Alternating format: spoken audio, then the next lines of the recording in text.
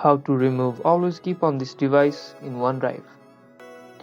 Accidentally made OneDrive keep too many files on a device. Let's remove the always keep on this device status and free up space. Open File Explorer and go to your OneDrive folder from the left sidebar. Choose the files or folders marked with the green check marks, indicating that they are always kept on your device. Right-click the section and choose Free Up Space. This tells OneDrive to store them online only and remove the local copies, clearing up disk space. And that's all it takes to manage your storage and keep only what you need on your PC. And that's about it. If this video helped you, don't forget to hit the like button, subscribe for more videos like this, and thank you guys for watching. See you guys in the next video.